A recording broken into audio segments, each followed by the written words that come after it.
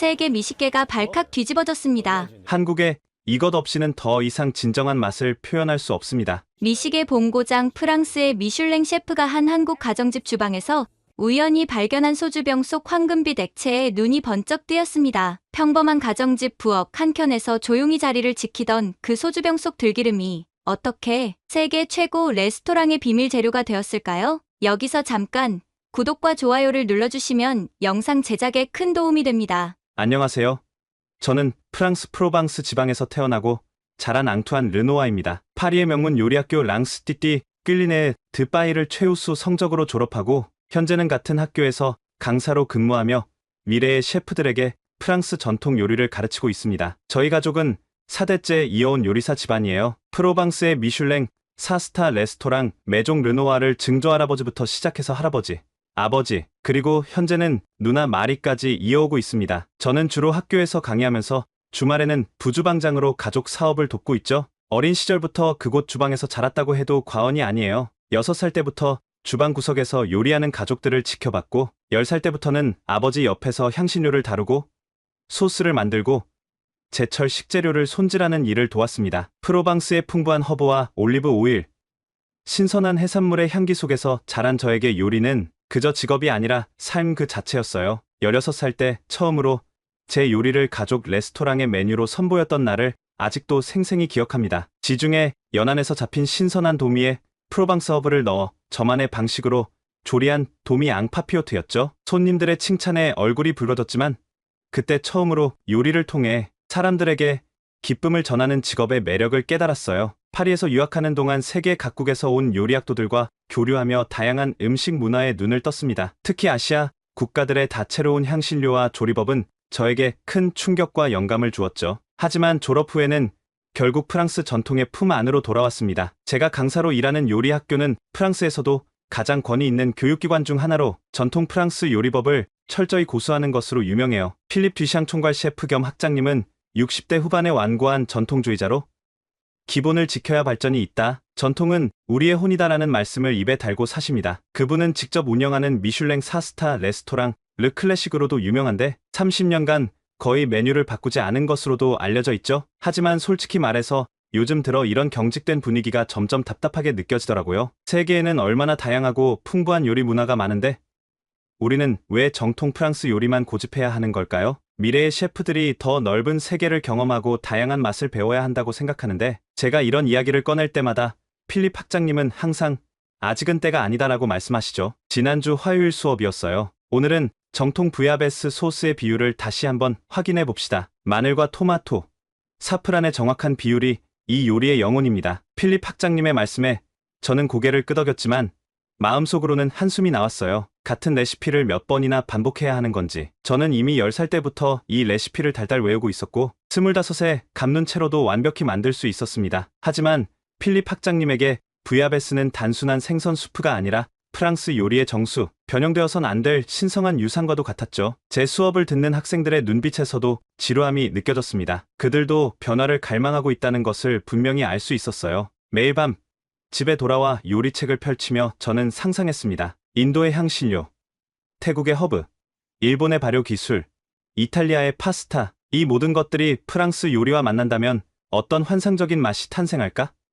하지만 그런 실험을 학교에서 시도했다간 필립 학장님의 격분을 사게 될 게 뻔했죠. 그날 저녁 누나 마리가 운영하는 메종 르노아에 들렀을 때였어요. 주말이라 손님이 많았지만 저는 주방 한켠에서 조용히 누나와 아버지를 도와 요리를 했습니다. 저녁 서비스가 끝나갈 무렵 새로운 메뉴를 구상하시던 아버지 장 피에르가 갑자기 말씀하셨죠. 앙투안, 넌 아직 한국 요리를 제대로 맛본 적 없지? 갑작스러운 질문에 저는 고개를 갸웃했어요. 한국이요?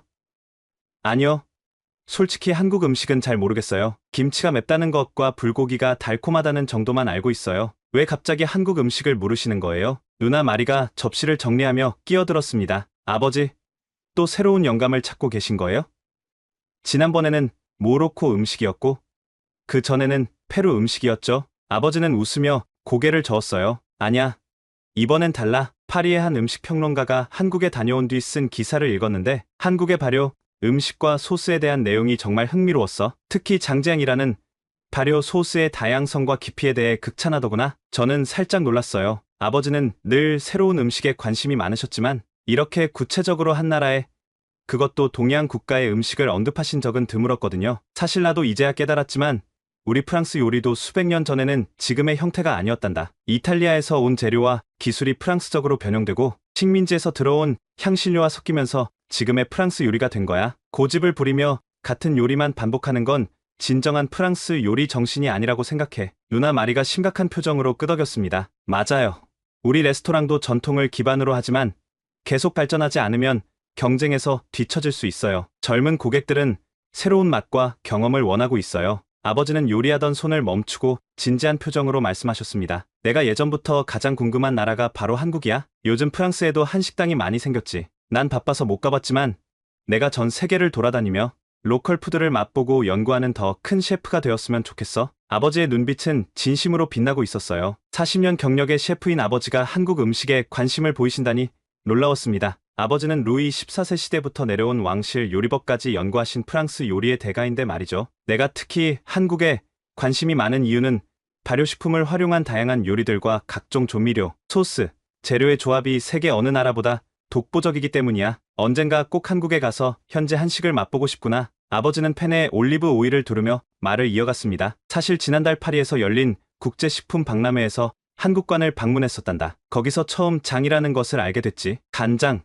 된장, 고추장, 발효의 깊이와 다양성이 놀라웠어. 프랑스 요리에서 소스가 중요하듯 한국에서는 이런 장류가 요리의 기초가 된다더구나. 아버지는 주방 한쪽에서 작은 병을 꺼내셨어요. 이건 그때 샘플로 받은 고추장이야. 맛을 보니 단맛, 매운맛, 감칠맛이 복합적으로 어우러져 있더구나. 우리 프랑스 소스와는 전혀 다른 차원의 맛이었어. 저는 호기심에 한 스푼 맛을 보았습니다. 처음엔 달콤했다가 이내 입 안가득 퍼지는 매운맛의 물을 벌컥벌컥 마셨죠. 세상에, 이건 정말 강렬해요. 하지만 왠지 자꾸 먹고 싶은 맛이네요. 아버지는 미소 지으며 계속 이야기했습니다. 안토니 부르댕이라고 알지?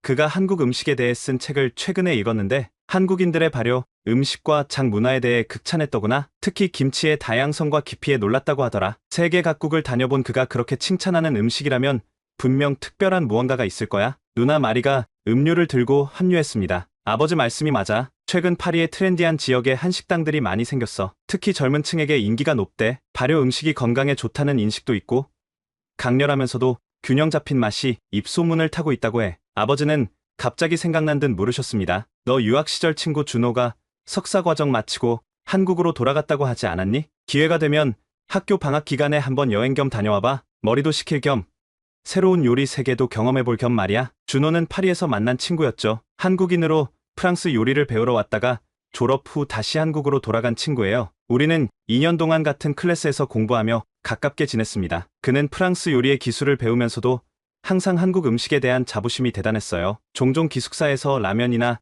김치찌개 같은 한국 음식을 해주곤 했는데 그때는 그저 이국적인 맛 정도로만 느꼈던 것 같아요. 준호가 서울에서 레스토랑을 열었다고 했지?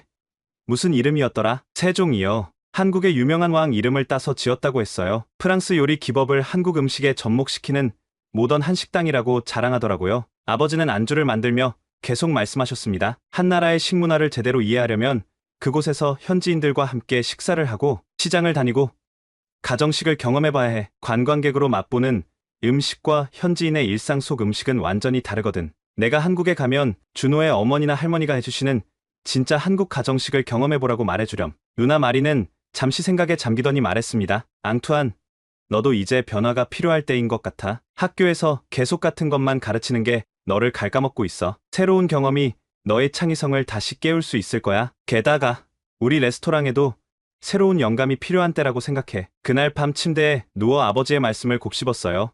한국.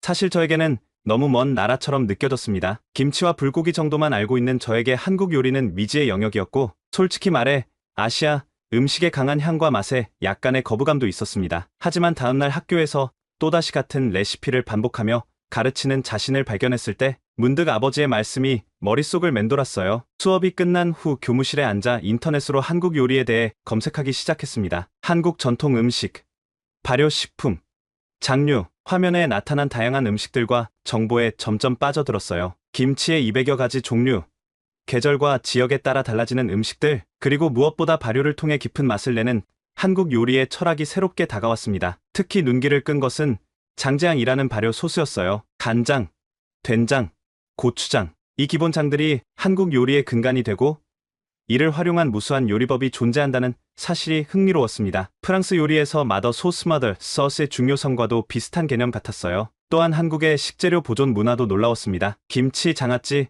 젓갈 등 다양한 방법으로 식재료를 보존하면서 동시에 맛을 깊게 하는 지혜, 프랑스의 콩피칸페나 샤퀴테리 샤큐테리와도 통하는 부분이 있었죠. 결국 그날 저녁 저는 결심했습니다. 학교 2달간의 여름 방학 동안 한국을 방문하기로 말이죠. 단순한 여행이 아니라 한국 요리를 배우고 식재료를 경험하고 현지 식문화를 이해하는 시간을 갖기로 했습니다. 오랜만에 준호에게 연락해 도움을 요청했고 그는 흔쾌히 제 여행을 도와주겠다고 했습니다. 앙투안, 정말 한국에 오는 거야? 믿기지 않는데. 내가 최고의 가이드가 되어줄게. 우리 레스토랑도 구경시켜주고 진짜 한국 음식의 맛도 알려줄게. 준호의 목소리에서 들려오는 흥분이 저에게도 전해졌어요. 처음으로 오랜 시간 동안 가슴이 두근거리는 걸 느꼈습니다. 새로운 도전, 새로운 맛의 세계가 저를 기다리고 있다는 기대감이 들었어요. 한국으로 떠나기 전날 밤, 아버지는 제 어깨를 두드리며 말씀하셨어요. 앙투안, 열린 마음으로 모든 것을 경험해봐. 진정한 셰프는 모든 맛에서 배움을 얻지. 한국, 그곳에서 넌 무엇을 발견하게 될까? 그때는 몰랐습니다. 이 여행이 제 인생을 완전히 바꿔놓을 거라는 사실을요. 인천공항에 도착했을 때 저는 13시간의 비행으로 몸이 천근만근이었답니다. 먼 나라였던 만큼요. 그러나 도착장에서 활짝 웃으며 저를 반겨주는 준호를 보는 순간 피로가 싹 가시더군요. 파리에서 유학할 때보다 살이 조금 오른 것 같았지만 여전히 그의 친절한 미소는 변함없었습니다. 앙투안, 드디어 도착했구나. 오랜만이야. 한국에 온 걸 환영해. 준호는 제 캐리어를 받아들며 반갑게 인사했어요. 그의 프랑스어는 여전히 완벽했죠. 고마워, 준호야. 내 도움이 없었으면 이 여행은 상상도 못했을 거야. 공항에서 나와 택시를 탈 때 창밖으로 펼쳐진 서울의 풍경에 저는 입을 다물지 못했어요. 고층 빌딩들이 빽빽하게 들어서 있었고 한강과 그 주변을 둘러싼 현대적인 높은 건물들, 곳곳에서 볼 수 있는 전통 한옥 건축물들은 서울이라는 도시를 화려하고도 고풍스럽게 수놓고 있었습니다. 프랑스의 전통 건물들과는 완전히 다른 풍경이었죠. 와, 서울은 정말 현대적이구나. 프로방스의 작은 마을과는 완전히 다른 세계야. 준호는 웃으며 말했습니다. 이제 시작일 뿐이야. 내일부터 한식 아카데미에서 제대로 된 한국 요리를 배우게 될 거야. 그리고 주말에는 우리 집에도 초대할게. 우리 어머니가 최고의 한국 가정식을 대접해 주실 거야. 택시에서 내려 준호가 예약해둔 호텔로 향하는 길, 거리의 음식점들과 노점상들에서 풍겨오는 향기가 저를 매혹시켰어요. 고소한 참기름 향, 매콤한 고추의 향, 그리고 달콤하면서도 짭조름한 고기 굽는 냄새, 모든 것이 새롭고 흥미로웠습니다. 호텔에 체크인한 후 준호는 저를 근처 식당으로 안내했어요. 이곳은 한국의 대표적인 고기 요리인 삼겹살을 전문으로 하는 곳이야. 한국 방문의 첫날엔 이게 최고야. 식당에 들어서자 굽는 고기 냄새와 시끌벅적한 분위기가 저를 반겼습니다. 테이블마다 작은 불판이 있고 손님들이 직접 고기를 구워 먹고 있었어요. 생소한 광경이었지만 매우 흥미롭게 느껴졌죠. 우리 테이블에도 차고 넘치는 작은 접시들이 도착했어요. 각종 채소, 마늘, 고추, 그리고 여러 소스들. 준호는 하나하나 설명해 주었습니다. 이건 쌈장이야. 고기를 싸 먹을 때 바르는 된장 소스지. 이건 김치. 이건 깨씹.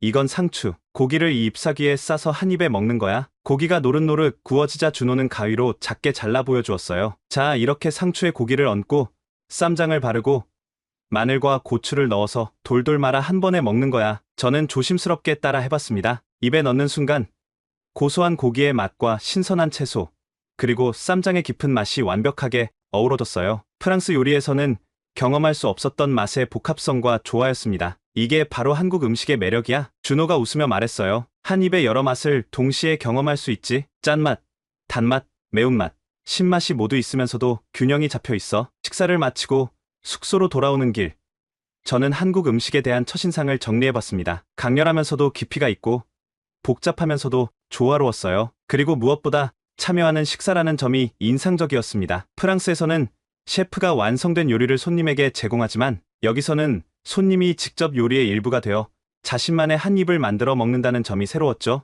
호텔방에 누워 저는 내일부터 시작될 한식 아카데미 수업에 대한 기대로 쉽게 잠을 이루지 못했습니다. 이 여행이 단순한 음식 탐방이 아닌 진정한 요리적 모험이 될 것이라는 예감이 들었어요. 다음날 아침, 서울에 위치한 한식 아카데미에 도착했을 때 저는 약간의 긴장감을 느꼈어요. 준호는 제가 한 달 동안 한식 기초 과정을 배울 수 있도록 모든 준비를 마쳐 두었더군요. 여기는 외국인을 위한 특별 과정이 있어서 영어로 수업을 들을 수 있어. 정말 내 강사 선생님은 영어도 프랑스어도 가능하신 분이야. 아카데미는 현대적인 건물 안에 있었지만 내부는 전통 한옥의 느낌을 살린 인테리어로 꾸며져 있었어요. 천장에서부터 바닥까지 모든 것이 한국적이었죠. 주방 시설은 최신식이었지만 전통 항아리인 옹기와 나무 도구들이 곳곳에 비치되어 있어 전통과 현대의 조화를 이루고 있었습니다. 정마이 강사님은 60대 초반의 우아한 여성분이셨어요. 한식 연구가로 30년 넘게 활동하셨고 해외에서 한식을 알리는 데도 큰 역할을 하신 분이라고 했습니다. 안녕하세요.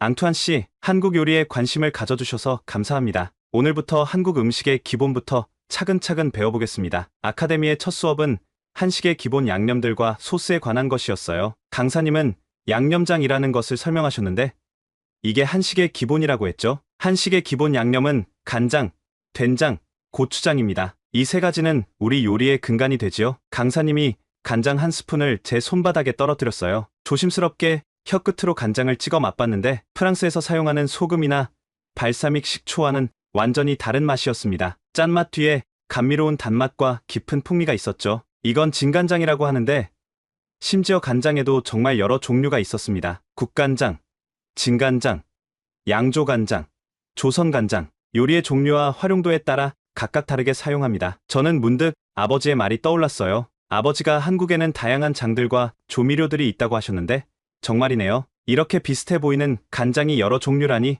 놀랍습니다. 강사님은 미소를 지으셨습니다. 그게 바로 발효의 마법이지요. 어떤 콩을 쓰느냐, 얼마나 발효시키느냐에 따라 그 맛이 다 다르다는 게 한국장의 특징입니다. 다음으로 된장을 맛보게 해주셨는데 이건 정말 충격적이었어요. 처음 맛봤을 때는 솔직히 좀 거부감이 들었습니다. 너무 강한 냄새와 짠맛, 그리고 독특한 흙내음 같은 것이 느껴졌거든요. 이건 좀 적응이 필요할 것 같아요. 제 솔직한 반응에 다른 수강생들이 웃었고 강사님도 미소를 지으셨습니다. 된장은 외국인들이 처음에 적응하기 어려운 맛이죠. 하지만 요리에 활용되면 그 맛이 완전히 달라집니다. 오늘 오후에 된장찌개를 만들어 볼 텐데 그때 맛의 변화를 경험하실 수 있을 거예요. 마지막으로 고추장이었는데 이건 정말 제 입에 불을 질러 놓은 것 같았어요. 혀가 타는 듯한 매운맛에 저는 물을 벌컥벌컥 마셨습니다. 세상에, 이건 너무 매워요. 프랑스 사람들은 이렇게 매운 음식을 먹으면 병원에 실려갈지도 몰라요. 제 농담에 강사님은 너그럽게 웃으시더군요. 고추장은 한국 음식의 영혼입니다. 매운맛, 단맛, 감칠맛이 모두 어우러져 있지요. 요리에 따라 적절히 사용하면 음식의 깊이를 더해줍니다. 그날 오후에는 실제로 이 양념들을 활용한 요리를 해봤어요. 간장으로 불고기, 된장으로 된장찌개, 고추장으로 비빔밥 양념장을 만들었죠. 요리를 하면서 이 양념들이 어떻게 변화하는지 관찰하는 것은 정말 흥미로웠습니다. 완성된 요리를 맛봤을 때 저는 놀라움을 감출 수 없었어요. 된장찌개는 처음 된장을 맛봤을 때와는 완전히 달랐습니다. 멸치와 다시마로 우려낸 육수, 두부, 각종 채소와 어우러져 아주 깊고 풍부한 맛을 내고 있었어요. 와, 이건 정말 놀라워요.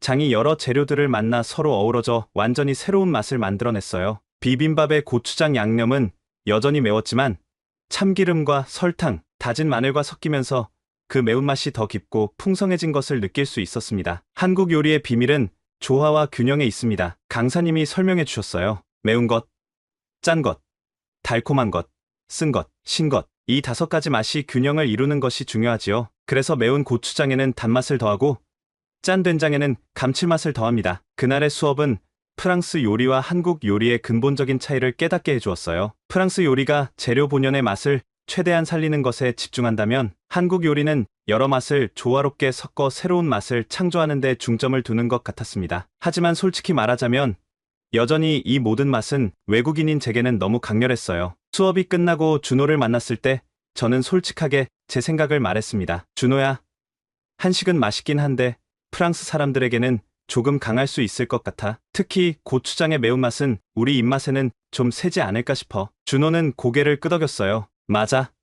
앙투안, 한식은 확실히 강한 맛이 특징이야. 하지만 한국에는 정말 다양한 요리가 있어. 매운맛만 있는 게 아니라 섬세하고 깊은 맛을 가진 요리들도 많지. 내일은 좀 다른 요리들을 소개해 줄게. 다음 날부터 우리는 장 이외의 다른 한국 조미료와 재료들을 배웠어요. 특히 제 관심을 끈 건 식초와 다양한 곡물, 그리고 각종 해산물이었습니다. 프랑스에서도 해산물 요리가 많지만 한국의 해산물 활용법은 정말 독특했어요. 이건 낙지라는 해산물이에요. 작은 문어라고 생각하시면 됩니다. 강사님의 설명에 저는 호기심에 가득 찬 눈으로 낙지를 관찰했습니다. 그런데 놀랍게도 이 낙지는 아직 살아 있었어요. 이걸 산채로 요리하나요? 네.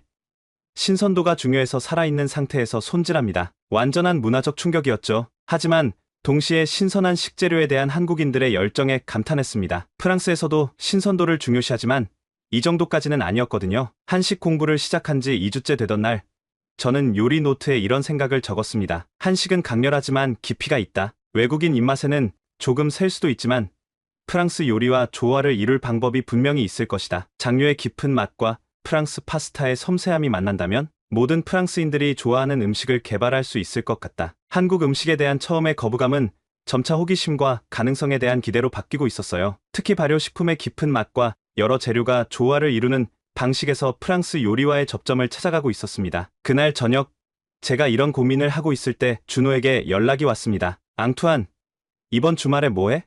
우리 집에 와볼래? 우리 어머니가 프랑스에서 친구가 왔다고 한국 집밥 차려주신다고 하셔서 집에서 먹는 진짜 한국 가정식을 경험해 볼 수 있을 거야. 집에서 먹는 한국 가정식, 그 제안은 제게 흥미롭게 들렸어요. 지금까지는 아카데미에서 정형화된 한식을 배웠지만 실제 한국 가정에서 먹는 음식은 어떨지 궁금했거든요. 그렇게 주말에 준호네 집을 방문하기로 했어요. 그 당시만 해도 저는 몰랐습니다. 그 방문이 제 인생을 완전히 바꿀 운명적인 만남이 될 줄은요. 초록색 소주병에 담긴 신비로운 들기름과의 첫 만남이 그렇게 시작될 줄 몰랐습니다. 주말이 되어 저는 경기도에 있는 준호의 집에 가게 되었습니다. 서울 시내에서 불과 1시간 남짓 떨어진 이곳은 작은 전원주택들이 모여있는 곳이었죠. 1시간 만에 초록색의 푸르른 정원들과 산, 강들을 만날 수 있다니 상반된 매력들로 한국은 저의 눈과 귀, 입을 모두 사로잡고 있었습니다. 현관에 들어서자마자 코를 자극하는 맛있는 음식 냄새가 저를 반겼고 준호의 어머니 박소희 여사가 환한 미소로 저를 맞아주셨습니다. 어서 오세요.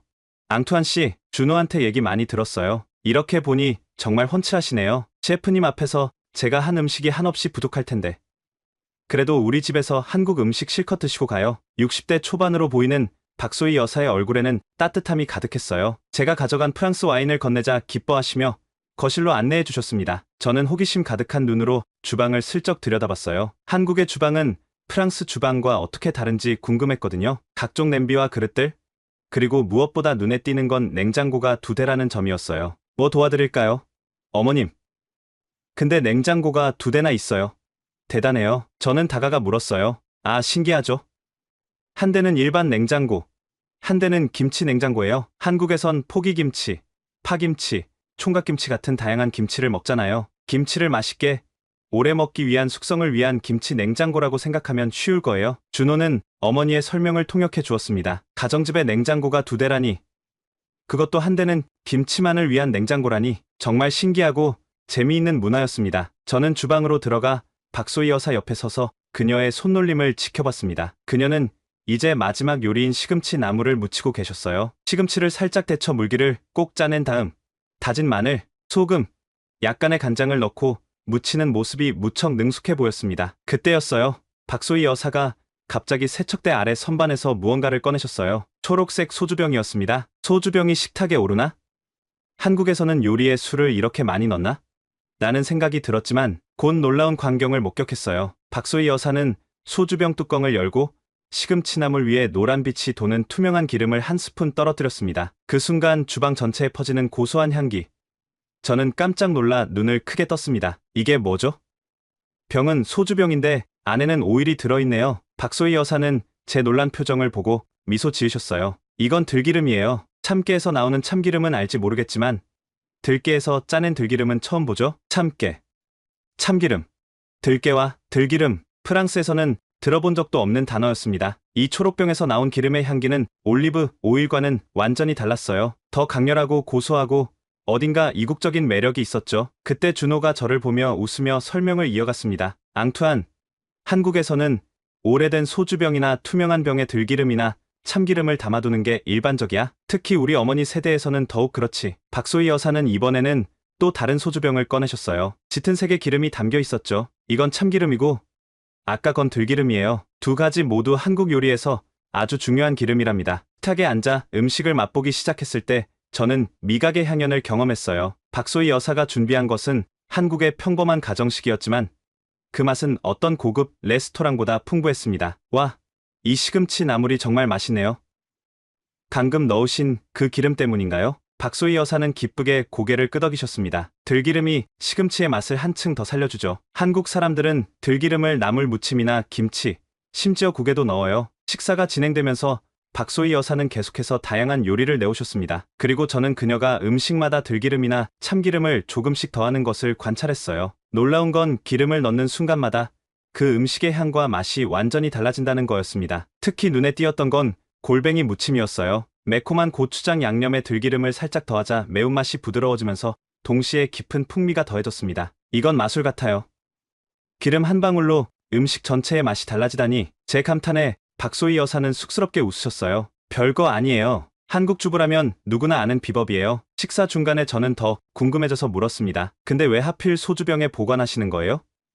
특별한 이유가 있나요? 준호가 대신 대답해줬어요. 예전에는 전용 용기가 많지 않았어. 소주병은 깨끗하고 뚜껑도 꽉 닫히니까 재활용했던 거지. 이제는 그냥 전통이 되어버렸어. 한국 집집마다 주방을 보면 이런 초록병이나 유리병에 기름이 담겨 있을 거야. 박소희 여사가 덧붙이셨습니다. 이 들기름과 참기름은 시중에서 사는 것보다 훨씬 맛있어요. 우리 동네 방앗간에서 직접 짜낸 거거든요. 방앗간?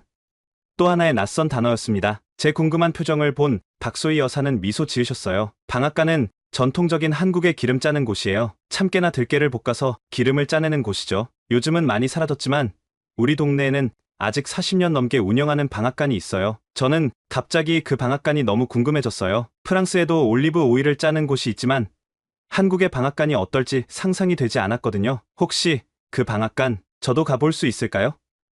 직접 보고 싶어요. 준호와 그의 어머니는 서로 눈을 마주치더니 미소를 터뜨렸습니다. 물론이죠.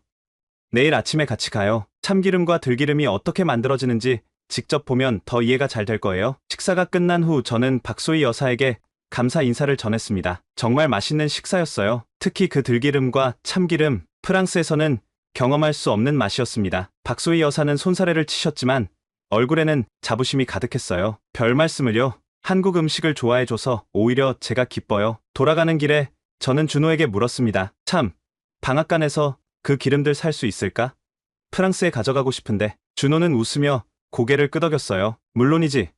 내일 가서 사면 돼. 근데 뭐에 쓰려고? 저는 고개를 갸웃거리며 대답했습니다. 글쎄, 아직 확실하진 않아. 하지만 이 고소한 향을 프랑스 요리에 어떻게 접목할 수 있을지 생각해보고 싶어. 그날 밤 저는 호텔 침대에 누워 오늘의 경험을 곱씹었어요. 소주병에 담긴 들기름, 그 신비로운 향과 맛이 계속 머릿속을 맴돌았습니다. 프랑스 요리에 이 기름을 어떻게 활용할 수 있을까? 올리브 오일 대신 들기름을 사용한다면 어떤 맛이 날까? 그리고 저는 문득 깨달았어요. 아버지가 말씀하셨던 것처럼 한국 음식에는 정말 배울 점이 많았습니다. 내일 방앗간에서 무엇을 발견하게 될지 저는 기대와 설렘으로 잠을 이루지 못했습니다. 이 여정이 저를 어디로 이끌게 될지 그때는 아직 상상도 못했지만요. 다음날 아침, 준호와 함께 방앗간을 찾아갔습니다. 동네의 오래된 주택과 골목, 빽빽한 아파트들 사이에 숨어있는 작은 방앗간이었어요. 참새 방앗이라는 낡은 간판이 걸려 있었습니다. 여기가 40년 넘게 운영 중인 방앗간이야. 이름이 귀엽지? 요새는 이런 곳 찾기 힘들어. 준호가 문을 열자마자 저는 말 그대로 향기의 벽에 부딪혔어요. 고소하고 진한 향이 방앗간 전체를 가득 채우고 있었습니다. 생전 처음 맡아보는 향이었습니다. 왠지 모르게 마음을 편안하게 만드는 향기였어요. 와, 이게 무슨 향기지? 준호가 웃으며 대답했습니다. 들깨와 참깨를 볶는 냄새야. 정말 특별하지? 방앗간 안으로 들어서자 나이가 지긋해 보이는 할머니 한 분이 커다란 솥 앞에서 나무 주걱으로 무언가를 보고 계셨어요. 주변에는 다양한 크기의 기계들이 놓여 있었고 벽에는 온갖 종류의 곡물이 담긴 자루들이 쌓여 있었습니다. 할머니, 안녕하세요. 오랜만이죠? 잘 지내셨어요? 이 친구는 프랑스에서 온 요리사예요. 들기름과 참기름이 어떻게 만들어지는지 보여주고 싶어서 같이 왔어요. 김영자 할머니는 주걱을 내려놓고 저를 빤히 바라보셨습니다. 오늘은 엄마랑 안 왔네. 근데 외국 친구가 우리 기름에 관심이 있다고? 어쩐지 다른 분위기가 나더라니. 어서 와요. 젊은이 김영자 할머니는 76세이셨지만 그 움직임은 놀랍도록 민첩했습니다. 지금 들깨를 볶고 있는데 이런 거 처음 보지요? 들깨는 볶는 온도와 시간이 정말 중요한데 너무 약하게 볶으면 기름이 잘 안 나오고 너무 세게 볶으면 탄내가 나거든. 저는 솥을 들여다봤어요. 작고 검은 씨앗들이 노릇노릇하게 변하고 있었습니다. 그 향기는 정말 환상적이었어요. 올리브를 압착해 기름을 짜낼 때의 향과는 완전히 달랐죠? 이제 적당히 볶았으니 기름을 짜는 것도 보여드릴까요? 할머니는 볶은 들깨를 특별한 기계로 옮기셨어요. 그것은 오래된 방식의 압착기였는데 커다란 나사를 조이면 들깨가 압착되면서 기름이 흘러나오는 구조였습니다. 이 기계도 벌써 60살이 넘었어요. 내 시아버지 때부터 사용했던 건데 할머니의 숙련된 손길로 기계를 작동시키자 금빛이 도는 투명한 기름이 천천히 흘러나오기 시작했어요. 그 순간의 향기는 말로 표현할 수 없을 정도였습니다. 고소하고 진하면서도 맑은 향, 프랑스의 어떤 기름에서도 맡아본 적 없는 향이었어요. 이렇게 짜낸 들기름이 가장 맛있어요. 한번 맛봐 볼래요? 할머니는 작은 종이컵에 다 짜낸 들기름을 한 스푼 따라 주셨어요. 저는 조심스럽게 그 기름을 혀끝에 살짝 묻혀봤습니다. 이건 정말 놀라워요. 프랑스의 올리브 오일보다 훨씬 고소하고 깊은 맛이에요. 그 맛은 제가 알고 있던 이 세상의 그 어떤 기름과도 달랐습니다. 올리브 오일이 때로는 상큼하고 쌉싸름한 맛이 난다면 이 들기름은 고소하고 풍부한 맛이 나면서도 끝맛이 깔끔했어요. 할머니는 제 반응을 보고 만족스러운 표정으로 웃으셨습니다. 들기름은 영양도 아주 좋아요. 우리 어머니들은 아기 낳고 미역국에 들기름을 넣어 먹었어요. 힘이 나고 몸에 좋다고 방앗간에서 더 많은 이야기를 들으며 저는 처음으로 한국의 전통 기름에 대해 깊이 이해하게 되었어요. 참기름은 고소함의 대명사로 요리의 마지막 단계에서 풍미를 더해주는 역할을 한다고 합니다. 반면 들기름은 나물 무침이나 국물 요리에 들어가 맛의 깊이를 더해준다고 하시더군요. 젊은이, 근데 요새는 이런 방앗간이 많이 사라졌어요. 다들 편의점이나 마트에서 공장에서 만든 기름을 사 먹지. 이렇게 직접 짠 기름을 찾는 사람이 많지 않아요. 할머니의 말씀에서 아쉬움이 느껴졌습니다. 반세기가 넘게 이어온 전통이 점점 사라져가고 있다는 현실이 가슴 아프게 느껴졌어요. 얼마나 더 이 일을 하실 수 있을까요? 제 질문에 할머니는 잠시 생각에 잠기셨는데 이내 대답하셨습니다.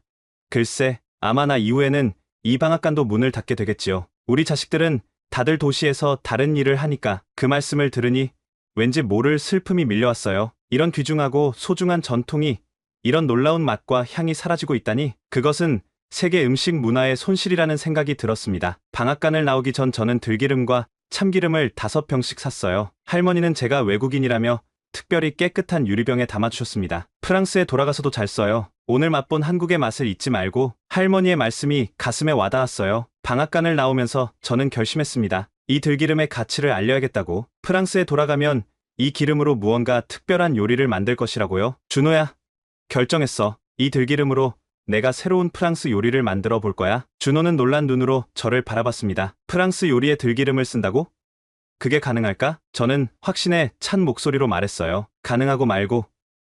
이 기름의 가치를 세계에 알려야 해. 너무 특별해. 그날 방앗간을 나온 저는 고소한 들기름 향을 마음속 깊이 담았습니다. 그리고 프랑스로 돌아가 어떤 요리를 만들어 볼지 설레는 마음으로 상상했어요. 그렇게 알찬 휴가를 보내고 한국에서 돌아온 저는 캐리어 속에서 10병의 보물을 꺼냈습니다. 바로 김영자 할머니의 참새 방앗간에서 직접 짜낸 들기름과 참기름이었죠. 프랑스 공항 세관에서 음식물을 가져왔냐는 질문에 저는 살짝 긴장했지만 다행히 별 문제 없이 통과할 수 있었어요. 앙투안, 잘 다녀왔니?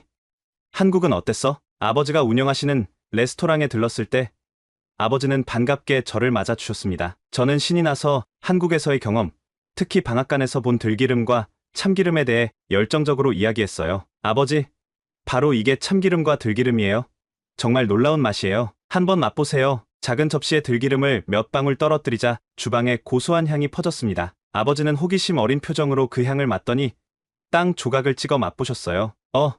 이건 정말 특별하구나. 고소하면서도 우리 올리브 오일과는 완전히 다른 맛이야. 그 순간 제 머릿속에 아이디어가 번쩍 떠올랐습니다. 아버지의 레스토랑에서 이 들기름을 활용한 요리를 실험해보자고 제안했어요. 그리고 며칠 동안 다양한 실험 끝에 저희는 마침내 들기름 냉파스타라는 새로운 메뉴를 고안해냈습니다. 한국에서 더운 여름에 냉면을 먹듯이 프랑스에서는 냉파스타인 파스타 프레다 페스트 프레다나 인살라타 디 파스타인 셀레르 데이 페스트를 즐겨 먹는답니다. 이 냉파스타를 베이스로 올리브 오일 대신 들기름을 사용했죠. 여기에 약간의 소금, 레몬즙, 바질, 그리고 한국에서 배운 팁을 응용해 살짝 구운 깨를 뿌려 완성했습니다. 이거 정말 환상적인데 아버지가 첫 시식 후 놀란 눈으로 말씀하셨어요. 신선하면서도 고소하고 프랑스의 느낌이 있으면서도 어딘가 새로운 맛이야. 자신감을 얻은 저는 요리 아카데미에서도 이 요리를 소개해 보기로 결심했습니다. 방학이 끝나고 아카데미로 돌아가자 저는 새로운 메뉴와 커리큘럼을 발표하는 세미나에 참가 신청을 했어요. 하지만 필립 학장님은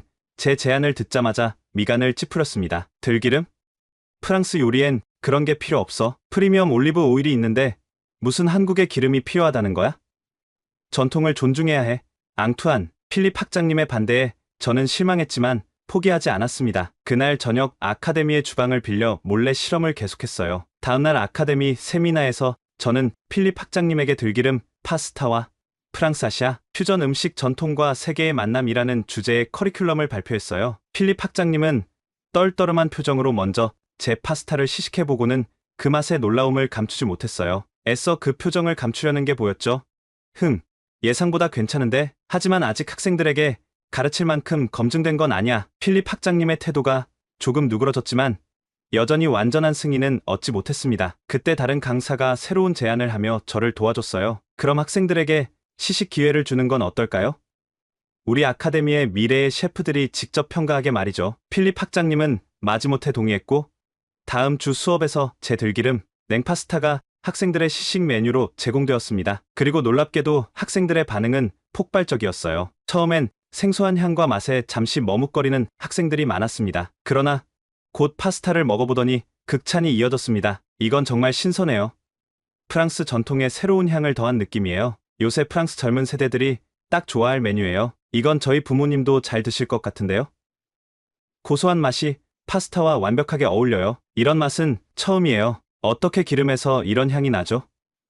건강해지는 기분이에요. 학생들의 열렬한 지지에 결국 필립 학장님도 미소를 지으며 인정할 수밖에 없었습니다. 좋아 앙투안, 내 들기름, 파스타를 다음 커리큘럼 특별 과정에 한번 포함시켜 보자고. 그 순간 저는 한국의 전통과 프랑스의 전통이 만나 새로운 맛의 혁명을 일으키는 첫 발걸음을 내딛었다는 생각에 가슴이 벅차 올랐습니다. 아카데미의 특별 과정에 퓨전 요리인 들기름, 냉파스타가 포함된 것은 이 아카데미 역사상 처음 있는 일이었습니다. 처음에는 메뉴를 보고 의심스러워하던 학생들도 한번 맛을 본 후에는 이 독특한 맛의 매력에 푹 빠졌어요. 특히 이 수업은 개강하면 신청이 금방 마감될 정도로 인기가 높았죠. 어느 날 필립 학장님이 저에게 다가와 말했습니다. 앙투안, 솔직히 말하면 이 정도로 학생들과 강사들이 새로운 메뉴와 열린 커리큘럼을 원하는지 몰랐어. 내가 고집이 샜던 것 같아. 그의 얼굴에는 진심 어린 미소가 있었어요. 학생들의 반응을 보니 넌 정말 뭔가 특별한 걸 발견한 거야. 이건 단순히 새로운 요리가 아니라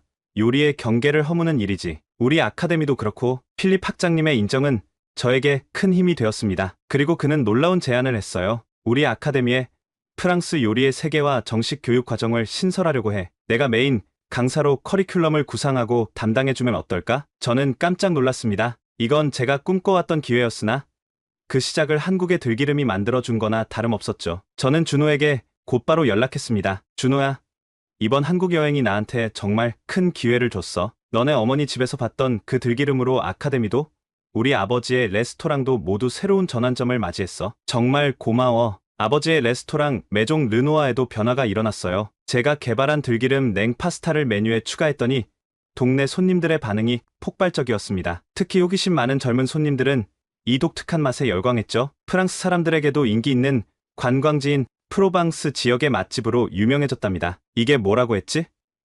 들기름. 한국의 기름이라고?